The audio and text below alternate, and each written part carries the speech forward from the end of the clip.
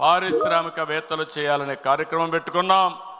22 మందికి ఎమ్మెల్యే సీట్లు ఇస్తే 20 మంది గెలిచారు. ఈ రేషియోలో చూస్తే ఎంతమంది ఎమ్మెల్యేలుగా మహిళలకు ఇస్తే, ఎంపీలుగా ఇస్తే తప్పకుండా ఎక్కువ గెలిచే అవకాశాలు ఉన్నాయి. దీన్ని కూడా ప్రారంభిస్తామని చెప్పి కూడా నేను మీకు తెలియజేస్తున్నా. అందుకే ఇక్కడే కడపలో మీరు చూస్తే మాధవరెడ్డి ఉంది. ఆమెను అందరూ కూడా తక్కువ అంచనా వేశారు, రిజల్ట్ చూశారు, అదరగొట్టింది. అదే మహిళా శక్తి అని చెప్పి నేను మీకు తెలియజేస్తున్నా. ఈరోజు నేను ఒకటే మీ అందరికీ హామీ ఇస్తున్నాను. ఇప్పటికే చాలా కార్యక్రమాలు చేశాం, మళ్ళీ హామీ ఇస్తున్నా.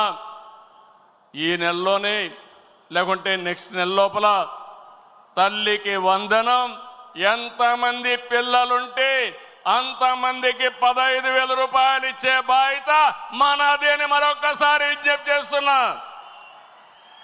ఇంకొక పక్కన ఆగస్టు 15 నుంచి ఉచిత ప్రయాణం మా ఆడబిడ్డలకు కల్పించే బాధ్యత నాదని మేము అందరికీ విజ్ఞప్తి చేస్తున్నా.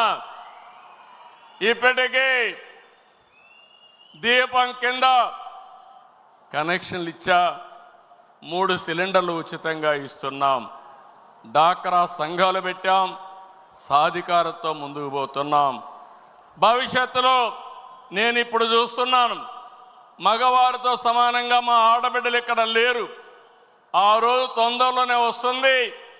మగవారి కంటే ఎక్కువ మంది మహానాడులో మా ఆడబిడ్డలను చూసే రోజు తొందరలో వస్తుందని మరొక్కసారి విజ్ఞప్తి చేస్తున్నా. రాజకీయంగా, ఆర్థిక పరంగా, సామాజికంగా నా ఆడబిడ్డలు మగ బిడ్డలతో సమానంగా ఉండాలనేది నా సంకల్పం. ఏమమ్మా ఆడబిడ్డలు మీరు సిద్ధమా అని అడుగుతున్నా. ఏంటయ్యా మీరు కూడా సిద్ధమా సహకరించడానికి అని అడుగుతున్నా.